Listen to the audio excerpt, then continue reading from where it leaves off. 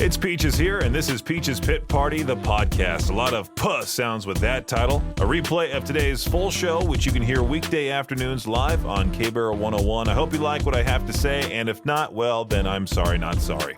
Enjoy. Happy Monday, June 24th. We are here. Hope you are doing well. It's the start of Peaches Pit Party on K-Barrel 101. Hope your weekend went swell. I mean, for me, it was more so just laying in bed and not doing much. I think I came here once on Saturday and also once on Sunday, as a matter of fact. No, I didn't come here on Sunday. I was parked out in the parking lot, and I was like, do I really need to do this stuff today, or can it wait till tomorrow? And sure enough, it waited till today. So, yeah, if you want to get a hold of me, 208-535-1015, that is the number to do so. Glad to see people are also listening to my show on demand wherever you get your podcasts. You can just search Peaches Pit Party.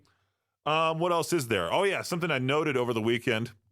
It was pretty funny to me how this is an actual thing. Victor and I think, talked about it during the noon hour of Madness and Mayhem powered by Jalisco's about people using these AI images of fake soldiers holding up a cardboard sign that says, hey, can you say happy birthday to me? I'm lonely. And it's very obviously fake. It's cartoony, but you have legitimate people in the comment section, mostly old people, saying, oh, happy birthday, thank you so much for your service. And it's downright buffoonery that people are falling for this kind of thing.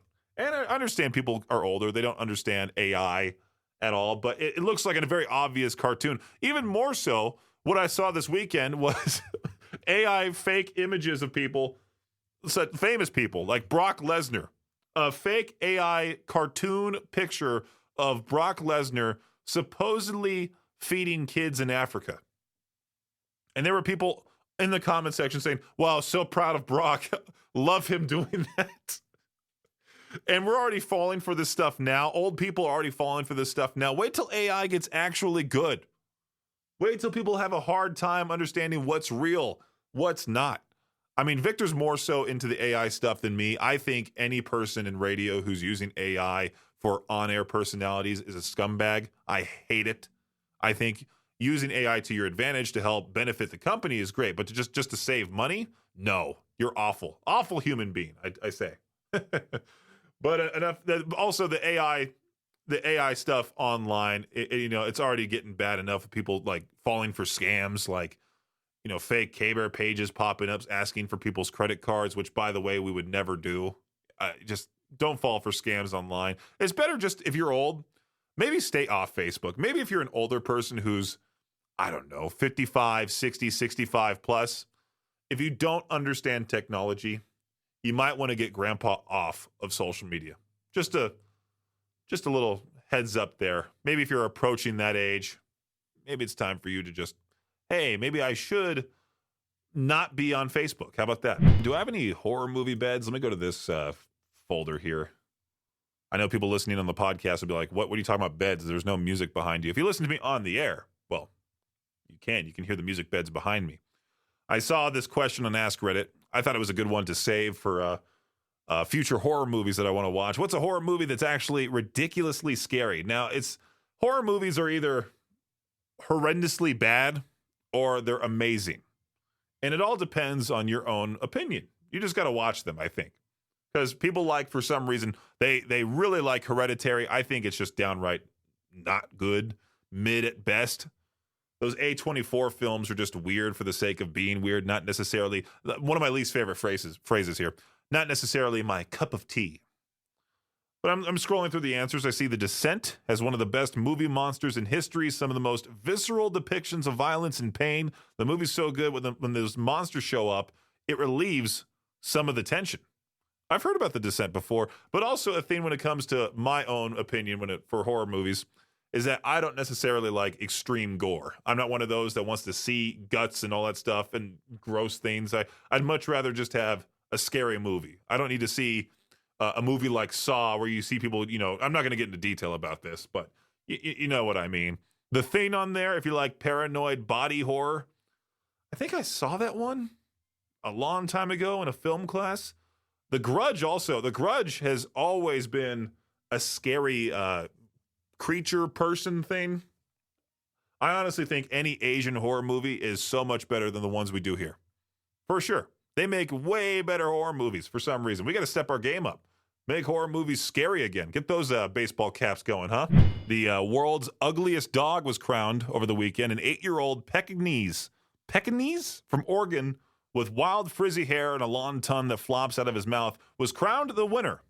The 2024 World's Ugliest Dog contest that was on Friday at the Sonoma Marlin Fair in Petaluma, California. The dog's name is Wild Thing. Wild Thing has competed in the contest 5 times, had come close to winning before, but as Judge Fiona Ma said, he was a fan favorite. He's kind of like the bridesmaid and never the bride. He really tugged at our heartstrings and deserved to win. Imagine if dogs had feelings and they knew what they were competing for, how sad this dog would be. Just imagine if we were to do this contest with humans, have the World's Ugliest Human contest. Not only would it be terrible for the person who actually wins that title, but also for those that were the runners-up of the competition. Like, I came in second of the World's Ugliest Person contest. And knowing that, if I were to be, I think I would be high up there for sure. If I were on that list, I would agree, first of all, but then also be, I would have zero self-confidence for the rest of my life. Stories like this make you want to go out and buy all the ugly crap at thrift stores, maybe even just garage sales. You wake up early on a Saturday morning, find some old lady selling her old belongings. You find a vase for like $4, you buy it. Then later you find out it's a priceless artifact that deserves to be in a museum. Kind of like this woman, a vase purchased for $4 at a thrift store in Clinton, Maryland, believed to be maybe 20 or 30 years old, turned out to be a lot older than that. Anna Lee Dozier says the vase caught her eye. She assumed it was probably a reproduction of something very old that a tourist may have picked up at a gift shop. Then, while on a trip to Mexico, she visited the Museum of Anthropology, noticed some items that looked like the vase. So she spoke to a curator who advised her to contact the Mexican embassy. When she returned home, which she did, the vase was eventually identified as an ancient Mayan artifact dating back to 200-800 AD. Now, Dozier turned the ancient piece over to the Mexican ambassador and said, "I would like it to go back to its rightful place and to where it belongs." And added, "But I also want it out of my home because I have 3 little boys, and I have been petrified that after 2,000 years, I would be the one to wreck it." Now, see, she didn't ask for any money. I would have done that. I would have been like, "Hey, give me a few $100,000 for this priceless artifact." Why not? You see that with art pieces all the time. People buy those imitations online thinking they're imitations but turn out to be real, and it's like worth millions of dollars. Like I said before, go out to those garage sales. Go find the weirdest crap possible, buy it for real cheap, and see if any of it is worth anything. This, of course, right here, your Shot Clock Sports Update. Well, it looks like March Madness is about to get a little madder. NCAA officials have presented 2 proposals to expand the men's tournament to 72 or 76 teams. Both feature additional at-large bids and at least one more first 4 game site. The expanded tournament would start at the earliest for the 2025-2026 season. The tournament was last expanded to 68 teams back in 2011. The New York Mets have turned around their season this month, but it's not just because of the power of Grimace. Infielder Jose Iglesias was called up last month, and he started using a song he wrote and recorded called OMG as his walk-up music. The song has become a hit amongst the teammates. They've started playing it in their clubhouse after every win. Iglesias is releasing the song under his musician name, Candelita, to streaming services on July 3rd. That's cool. And last but not least, for the Olympics, this month, the U.S. swimming trials were held at Lucas Oil Stadium in Indianapolis, where the Colts play. They built a few giant pools there. It was a big success. When the 2028 Summer Olympics show up in Los Angeles, it looks like the swimming competition will happen at SoFi Stadium, where the Rams and Chargers play. One of the big bosses on the organizing committee, Casey Wasserman, believes the Olympic swimming event at SoFi will be the biggest attended swim meet in this country's history and maybe the most spectacular swim meet ever. That does it for your Shot Clock Sports Update right here on K-Bear 101. I was looking at this Just Asking portion of the radio prep. Good timing versus bad timing. Are there certain things that should and should not be done at a certain time? There are neighborhood concerns. What's the earliest you think someone should mow their lawn? 8 a.m.? You get those people that stay up late, they go to bed late, then they wake up late. For me, that's just ruining your day. If you go to bed like at 2 in the morning, you wake up at noon, half the day is already over. Like if you were to try to go to the farmer's market on that Saturday, it's already almost over. You got 2 hours left. Another question here, there are family or roommate concerns. What's the earliest or latest someone you live with should be banging around? Well, I have the upstairs neighbors where the kids just for some reason, I think they're jumping on the bed on the room in front above me. So I hear doom, doom, doom, doom, doom as early as maybe around like 8 a.m. on the weekends. Usually on the weekends, I don't like this phrase at all either, catching up on sleep. I try my best to just sleep in. Maybe I'll take a nap on the weekends because, you know, when I wake up at 7 a.m., I got to wake up fast here on the weekday, get ready for work, drive to the studios. On the way there, get something for breakfast, and it's go, go, go till about 5 p.m., and then I just go home and be lethargic. So on the weekends, I try my best just to, sleep in, allow myself to rest more, get myself back together. The repair period for Brendan Peach. Being awake at your place is one thing. Turning on all the lights, making a bunch of noise is something totally different. My dad's very guilty of that. I don't know what my dad does. I'm glad I don't live with him anymore. I'm just by myself now. My dad at night would go down to the kitchen. I don't know what he would do, but he would drop every pan in the cupboard, no matter what it is. This guy talks about how he used to be so great at baseball, but yet he's dropping everything in the kitchen. Pots, pans, boom, boom, boom. It was like for some reason, my late night alarm clock. I don't know why he would just do that. Maybe you're on a weird schedule. Maybe you work overnights. How do you deal with distractions if you have to sleep at odd hours? Well, I do like the blackout curtains. I highly recommend blackout curtains to everyone, especially for this time of the year where we just have sunlight till about 10 p.m. I usually during the week try to go to bed around like 9:30. I don't necessarily want to stay up late during the week because then I'll regret it in the morning. And the sun will come right through the window with those regular old-fashioned curtains my apartment has. So I got a tension rod, this blackout curtain that covers my bedroom window. It is pitch black in there most of the time. Plus, it keeps it cool. Yeah, blackout curtains are the way to go. I did see this news story pop up over the weekend, and it was pretty funny what the headline read. It said, "The worst thing to happen out of SeaWorld, a popular mime was fired from the theme park. A mime who has entertained SeaWorld visitors for 36 years was let go after a dispute with a security guard. Lynn the mime claims he was scolded by a security guard for riding his bike, which he had done many times before. And I understand completely that there are people out there who take their mall cop jobs way too seriously. Unfortunately, Lynn says he was terminated before given a chance to tell his bosses his side of the story. It'd be very weird to hear a mime speak out, especially if he shows up to court with the full mime gear. Lynn says the guard claimed that he threw his bike and swore at him, again, going back to the whole mall cop, title being taken too seriously by some people. I didn't cuss at him. Everybody out there knows me and knows that I wouldn't do that, Lynn said. I asked them if I could come in and do one last show. They said no. The performer has since launched a GoFundMe to support his new business ventures. I need to see how much money this guy has raised. GoFundMe, Lynn the mime. Considering this is made, I first saw it on Barstool Sports. Then now it's in the radio prep, so national radio stations across the country are talking about this. He has a $10,000 goal. It says, help Lynn's mime company take the road. And so far, $2,060 has been raised through 76 donations for Lynn the mime. Oh, it was arranged by his daughter. So if you want to help support this guy, I guess go for it. But I mean, working at SeaWorld, a SeaWorld might be gone soon. I'm shocked they're still around. There's always that question that pops up online saying, hey, what business are you shocked is still around? SeaWorld, 100%. This is another one of those radio surveys that gets sent out there talking about how 65% of Americans have trouble staying motivated to work out, which makes sense. I mean, it is tough to work out every single day. Back in high school, of course, forced to by my coaches, college even. And then once basketball stopped, I gained a lot of weight back in the day. And then it took a big breakup for me to just, motivate myself every single day. I would wake up at 4 a.m. to go run on the sand at the beach and listen to heavy tunes back then. Well, the heavy tunes back then, I listened predominantly to like Volbeat more so. Now I'm listening to way heavier music, but still, I would motivate myself. Breakups are usually the best motivation to work out, especially if you're a guy. When you see them when you see that girl that you were with move on to a new guy, and then you have to compare yourself to that guy.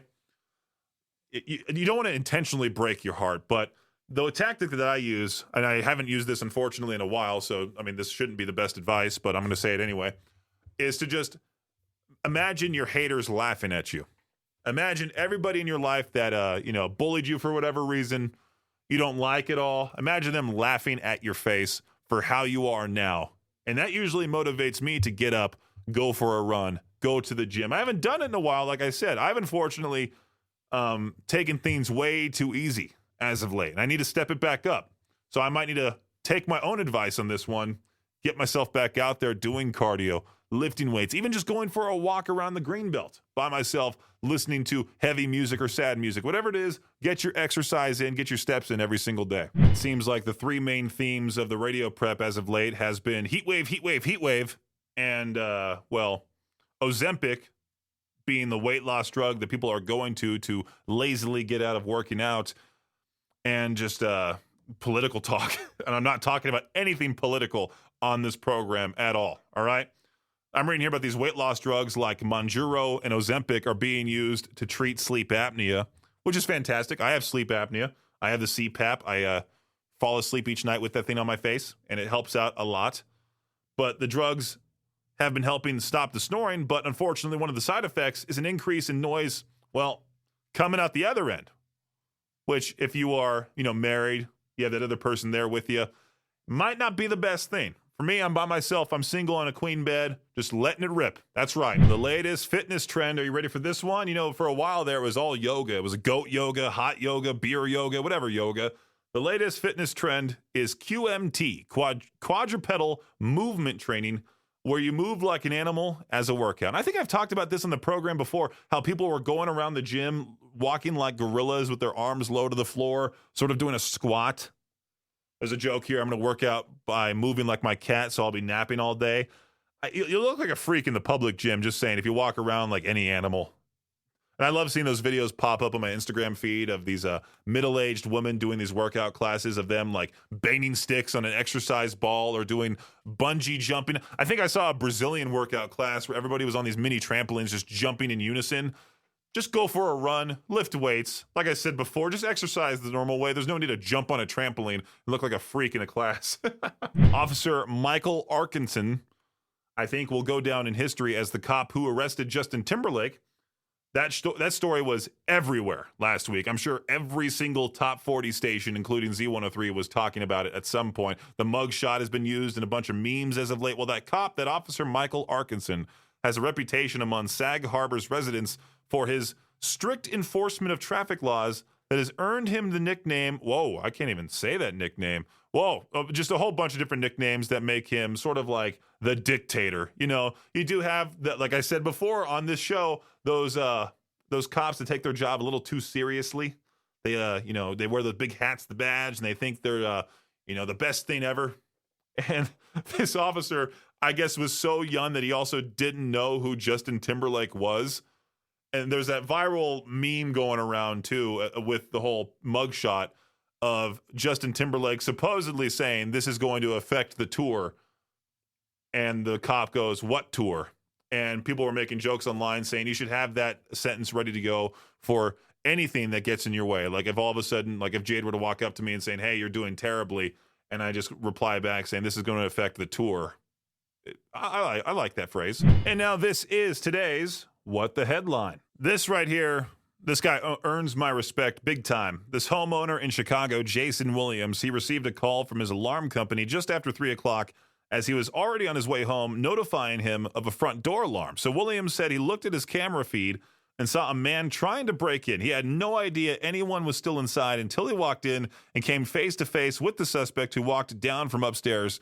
So what he did is that he grabbed a frying pan out of the kitchen and whacked the dude in the face. Yeah, that's how you do it.